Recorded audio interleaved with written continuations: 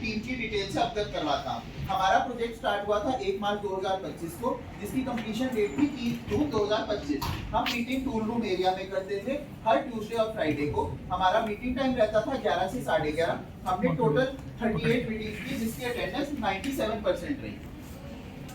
अपने इस प्रोजेक्ट को पूरा करने के लिए हमने मिनट्स ऑफ मीटिंग बनाए, डाटा को कलेक्ट किया, अदर डिपार्टमेंट से कोऑर्डिनेट किया, प्रेजेंटेशन को प्रिपेयर किया, फीडबैक को कलेक्ट किया, सॉल्यूशन इफेक्टिवनेस को चेक किया और बुक भी प्रिपेयर की।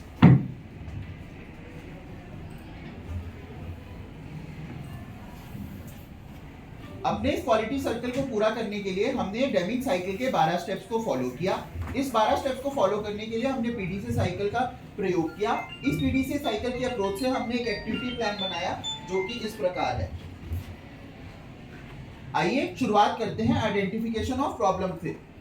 सर्वप्रथम हमारी टीम ने अपने टूल रूम में आने वाली सभी समस्याओं को एकत्रित किया और उसका एक प्रॉब्लम बैंक बनाया, जिसमें टोटल 40 समस्या निकलकर सामने आई। इन 40 समस्या, आइए बढ़ते हैं सिलेक्शन ऑफ प्रॉब्लम की तरफ। इन 40 समस्याओं को फिर हमने ए बी सी कैटेगरी में विभाजित किया, जिसमें ए में 15 समस्याएं, बी में 21 और सी में 4 समस्या निकलकर सामने आई। क्वालिटी सर्कल में हम बी कैटेगरी से समस्याओं पर काम करते हैं। फिर हमने अपनी सारी 21 प्रॉब्लम जो बी कैटेगरी में आई थी उनको PQCDSM के माध्यम से मल्टी वोटिंग मेथड से रैंक किया, जिसमें हमने पाया कि aesthetic defects in top cover रीगो को सबसे हाईएस्ट अंक 56 मिले थे, जो कि हमने अपने क्वालिटी सर्कल प्रोजेक्ट को चुना। फिर हमने इसी रीगो टॉप कवर में आने वाले एस्थेटिक डिफेक्ट्स का पीपीएम ट्रेंड पाया, जिसमें हमारा 17,548 पीपीएम एवरेज पीपीएम आ रहा था। आइए बढ़ते हैं डिफाइन दी प्रॉब्लम की तरफ। रीगो का ये टॉप कवर हमारे यहाँ मोल्डिंग शॉप में बनाया जाता है, तो आइए हम आपको अपने मोल्डिंग शॉप के प्रोसेस फ्लो डायग्राम से अवगत करवाते हैं। सबसे पहले हमारा मटेरियल RM स्टोर में स्टोर होता है।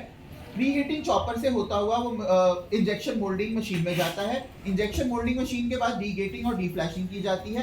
फिर फाइनल इंस्पेक्शन और फाइनली स्टोरेज में जाता है। रीगो टॉप कवर में फ्लैशेस हमें इंजेक्शन मोल्डिंग के दौरान पाए जा रहे थे। आइए मैं आपको अपनी प्रॉब्लम से अवगत करवाता हूँ। जैसा कि आप वीडियो में देख पा रहे हैं, हमारे यहाँ इंजेक्शन मोल्डिंग मशीन में रीगो का टॉप कवर मोल्ड बनाया जाता है। रीगो एक जूसर मिक्सर ग्राइंडर है, जिसकी प्रोडक्टिविटी की वॉल्यूम हाई थी। सिंगल कैविटी मोल्ड होने के कारण हम इसको इसका प्रोडक्शन वॉल्यूम मीट नहीं कर पा रहे थे। मैनुअल इंटरवेंशन होने की वजह से एक साइकिल टाइम हाई था। डबल इंजेक्शन प्रोसेस होने की वजह से पंच बार बार वियर आउट हो रहा था। एस्थेटिक डिफेक्ट्स हाई था। प्रोसेस मैनुअल था। प्रोडक्शन वॉल्यूम को हम डिलीवरी मीट नहीं कर पा रहे थे। इसको पूरी स्लाइड को मैं दोबारा लिख के दे दूंगा सूर्यांश को। आइए बढ़ते हैं अपनी प्रॉब्लम को और गहराई से जानने के लिए हमने 4W1H टूल का प्रयोग किया, जिसमें हमारी प्रॉब्लम थी low production and quality issues in रीगो टॉप कवर। प्रॉब्लम क्या थी? सिंगल कैविटी मोल्ड का होना और एस्थेटिक डिफेक्ट्स का आना। प्रॉब्लम कहाँ आ रही थी? मोल्डिंग पार्ट में आ रही थी। कब आ रही थी? पार्ट इंजेक्शन के टाइम आ रही थी। प्रॉब्लम को किसने पकड़ा? प्रोडक्शन इंजीनियर ने पकड़ा। प्रॉब्लम कितनी आ रही थी? साइकिल टाइम 1 मिनट 49 सेकेंड और एस्थेटिक डिफेक्ट 17,548 पीपीएम आ रहा था। अपनी प्रॉब्लम को और गहराई से जानने के लिए हमने कानो मॉडल का भी इस्तेमाल किया, जिसमें हमने कस्टमर के एक्साइटमेंट, परफॉर्मेंस और सेटिस्फेक्शन को जाना। तो हमारा कस्टमर एक्साइट कब होता है? जब हमारी मिक्सी लंबे समय के लिए जूसिंग और ग्राइंडिंग भी करे और लंबे समय के लिए काम भी करे। हमारा कस्टमर सेटिस्फाई कब होता है? जब हमारी मिक्सी प्रॉपर ग्राइंडिंग और जूसिंग करे। हमारा कस्टमर अनसेटिस्फाई कब होता है? जब हमारी मिक्सी ना जूसिंग करे और ना ही ग्राइंडिंग करे। आइए बढ़ते हैं प्रॉब्लम एनालिसिस की तरफ। आइए जानते हैं कि रीगो का टॉप कवर क्या है और क्यों इसकी रिक्वायरमेंट पड़ती है। इस स्लाइड को हिंदी में बनाना पड़ेगा, ठीक है? नेक्स्ट करता हूँ। आइए जानते हैं इस प्रॉब्लम का हमारे कस्टमर और प्लांट पर क्या इंपैक्ट पड़ रहा था। हमारी कस्टमर कंप्लेंट बढ़ रही थी, कस्टमर डिससेटिस्फेक्शन बढ़ सकता था और हमारे प्राइमरी फंक्शन का लॉस भी हो रहा था। हमारे प्रोडक्ट के प्राइमरी फंक्शन का लॉस भी हो रहा था। हमारा aesthetic internal rejection PPM 17,548 PPM आ रहा था। हमें ऑन टाइम डिलीवरी देने में भी लॉस हो रहा था।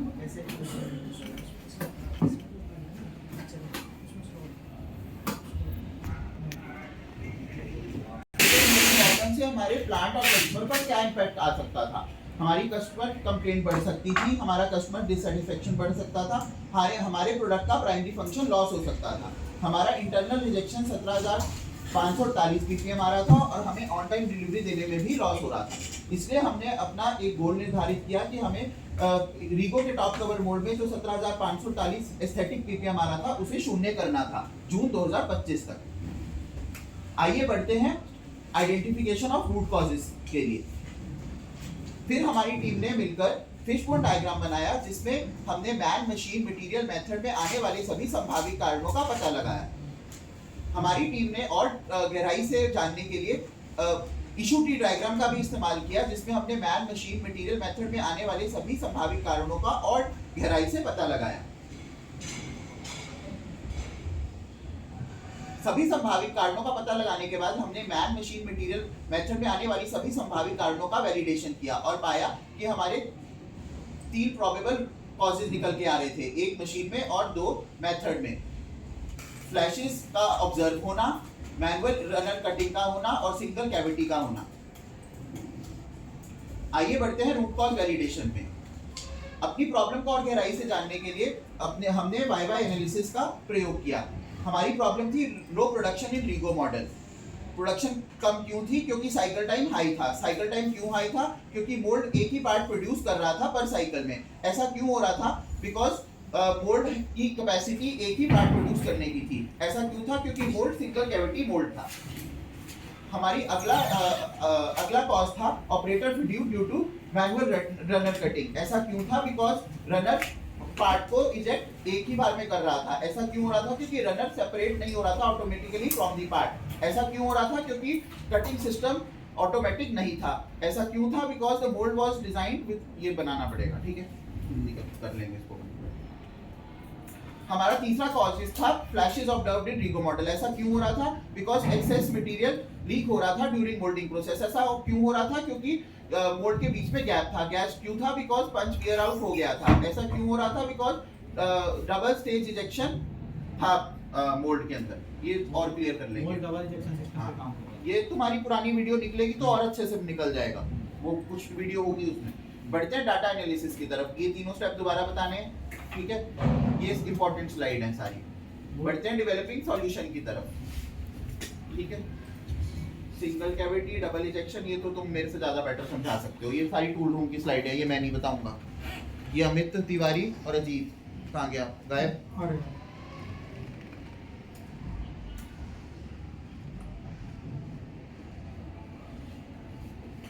ये तो तुमने दिन याद ही है तुम्हें, ठीक है। काइजन फॉर्म में तुम्हें सूर्यांश ये वीडियो बतानी है।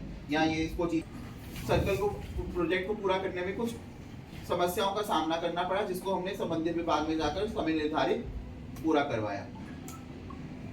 बढ़ते एक्शन ट्रायल इम्प्लीमेंटेशन पे। इस प्रोजेक्ट को पूरा करने के बाद हमारा साइकिल टाइम 109 से घटकर 63 सेकंड्स हो गया।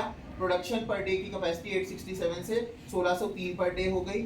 पर पार्ट कॉस्ट की बात करें तो 36.81 से घटकर 28.64 हो गई। एस्थेटिक डिफेक्ट पीपीएम 17,548 पीपीएम से शून्य हो गया। बढ़ते हैं रेगुलर इम्प्लीमेंटेशन की तरफ। हमने इस प्रोजेक्ट को समय निर्धारित पूरा किया। हमने अपने प्रोजेक्ट को रोड मैप के माध्यम से भी दर्शाया है, जो कि हमारा पहला पीपीएम 17,540 पीपीएम आ रहा था, अब वो घटकर शून्य हो गया है।